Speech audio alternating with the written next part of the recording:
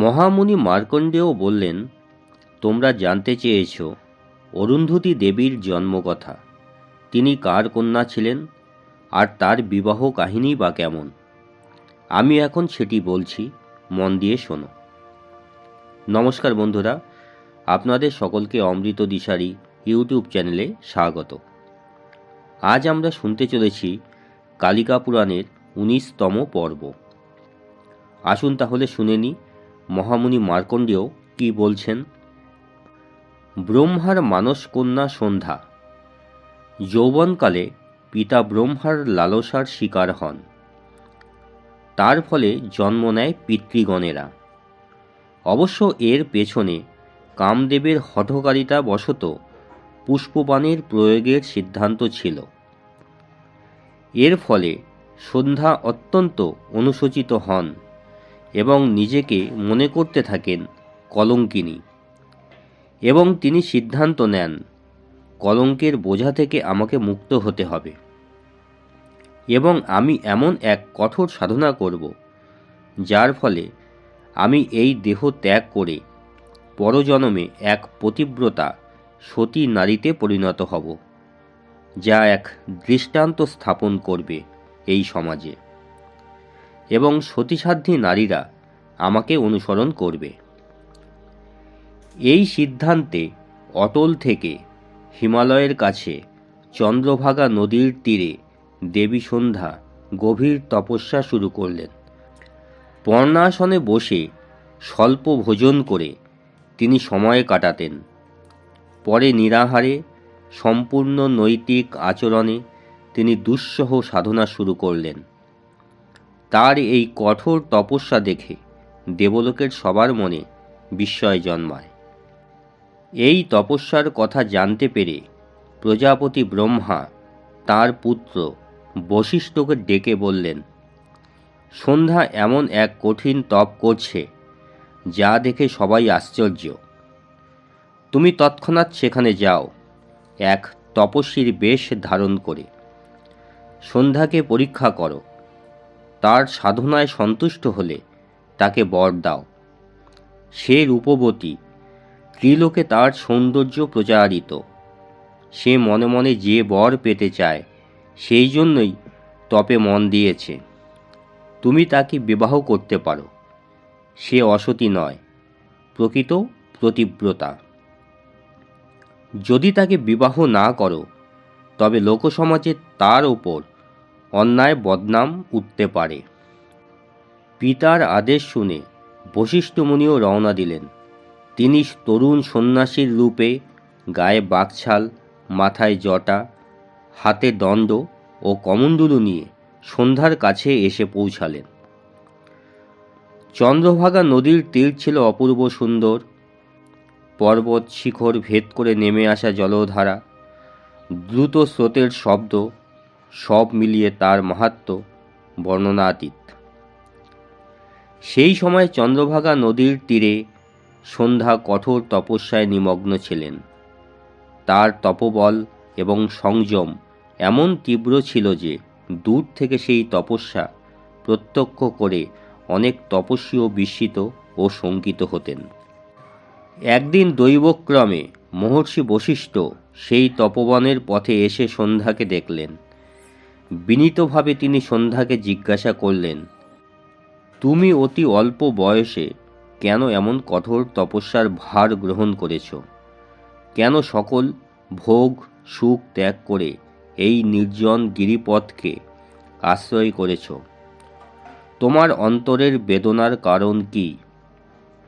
নিরাসক্তি ছাড়া কখনো তপস্যার পথে অগ্রসর হওয়া সম্ভব নয়। এই বয়সে এমন বৈরাগ্য সচরাচর দেখা যায় না। ঋষির কথা শুনে সন্ধ্যা তার চরণে প্রণাম করে শান্ত কণ্ঠে বললেন, আমি ব্রহ্মার মানস কন্যা, আমার নাম সন্ধ্যা।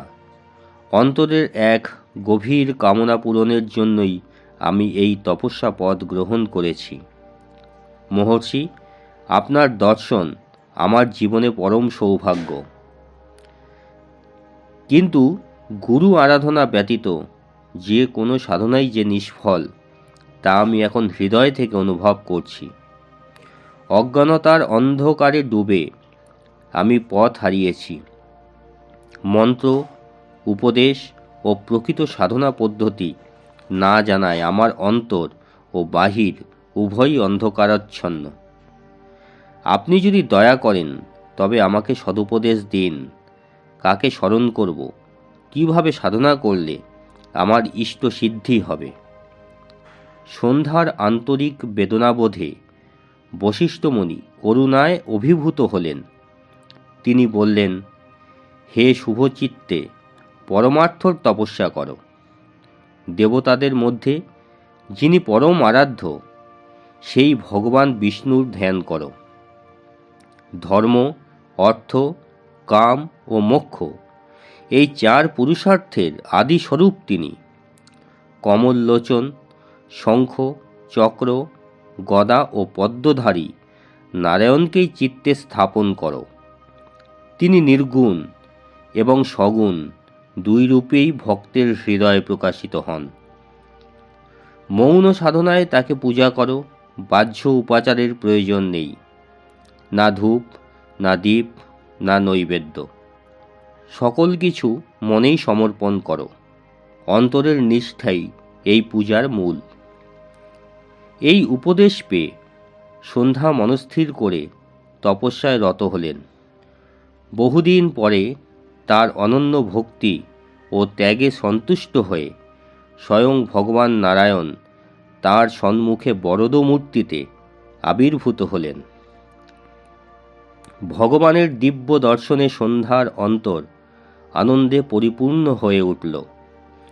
তিনি চরণে লুটিয়ে পড়ে গভীর স্তবে বললেন, হে পতিতপাবন, আমি অতি দুর্ভাগিনী। সংসারে জন্ম নিয়ে কেবল লাঞ্ছনা ও কষ্টই পেয়েছি।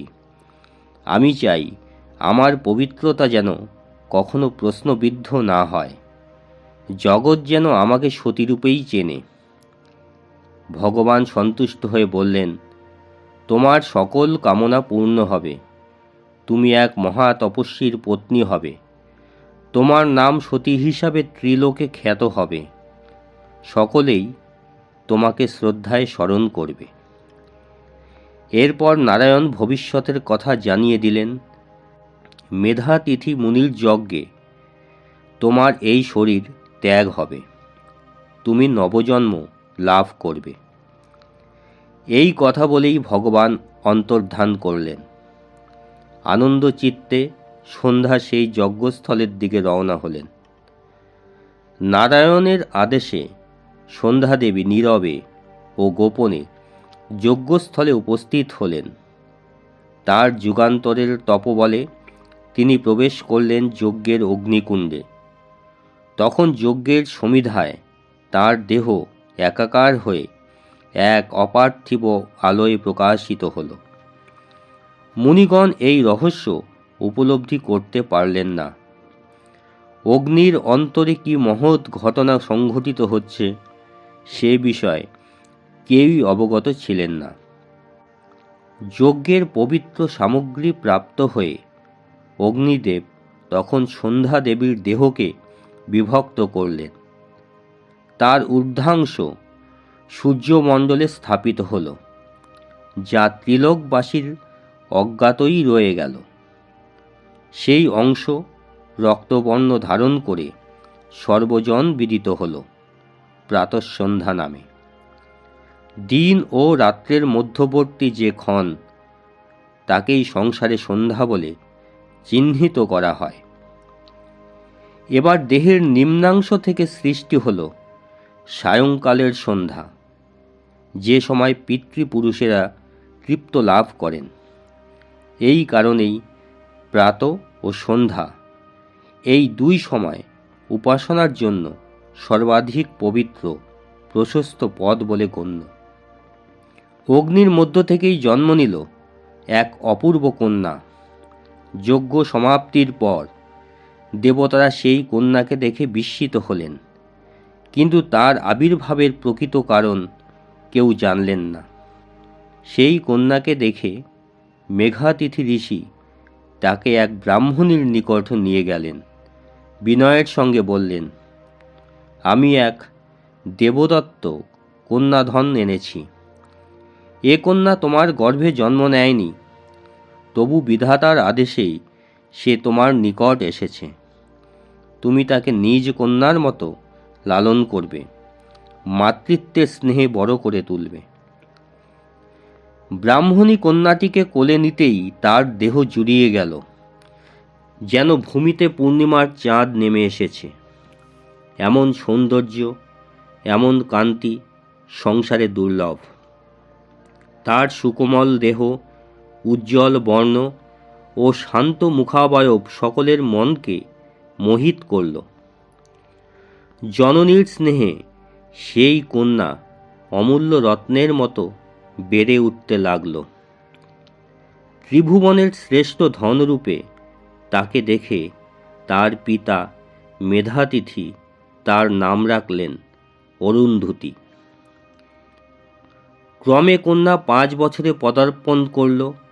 আনন্দচিত্তে সখীদের সঙ্গে ক্রীড়ার জন্য সে যেত চন্দ্রভাগা নদীর তীরে, সেই পবিত্র স্থানে যেখানে সন্ধ্যাদেবী তার দেহ ত্যাগ করেছিলেন। পুতুল খেলা, গৃহস্থালির অভিনয়, কখনো জননী, কখনো বধূরূপ ধরে সে আনন্দে মেতে থাকত। সেই সময় বিধাতা চিন্তা করলেন, এখনই অরুন্ধতীর শিক্ষা গ্রহণের উপযুক্ত কাল। কিন্তু কে হবেন তার গুরু? কে দেবেন শাস্ত্রসম্মত শিক্ষা? শেষে ব্রহ্মা স্থির করলেন, দেবী সাবিত্রী এই কন্যার শিক্ষার জন্য সর্বাপেক্ষা যোগ্য। তিনি এসে মেধাতিথিকে নির্দেশ করলেন অরুন্ধতীকে সাবিত্রীর নিকট অর্পণ করতে। তার চরিত্র, বিনয় ও বিদ্যা ত্রিলোকে প্রসিদ্ধ। মেধাতিথি আনন্দিত হয়ে কন্যাকে সঙ্গে নিয়ে ব্রহ্মার সঙ্গে ভাস্কর মণ্ডলে গমন করলেন। সেখানে পদ্মাসনে আসীন, অক্ষমালা ধারণে শোভিত সৌম্য মুখাবয়বে দেবী সাবিত্রীকে দর্শন করলেন। তার নিকটে সরস্বতী, দ্রৌপদী প্রভৃতি বিদুষী নারীগণ ধর্ম ও জ্ঞানের আলোচনায় রত ছিলেন। মেধাতিথি করজোরে সাবিত্রীকে প্রার্থনা করে বললেন, হে দেবী, আপনি গুণে লক্ষ্মীর সমান, বিদ্যায় সরস্বতী। এই কন্যা শিক্ষার জন্য আপনার আশ্রয় সমর্পিত। আপনি মাতৃজ্ঞানে তাকে শিক্ষা দিন, ভুলে শাসন করুন, গুণে পুরস্কৃত করুন। সাবিত্রী সম্মত হলে মেধাতিথি বিদায় নিলেন। সেই থেকে অরুন্ধতী সাবিত্রীর কাছে শিক্ষা গ্রহণ করতে লাগল। দিন দিন তার বুদ্ধি, জ্ঞান ও প্রজ্ঞা প্রস্ফুটিত হতে থাকল। সাবিত্রী ও অরুন্ধতীর জীবন এক হয়ে গেল।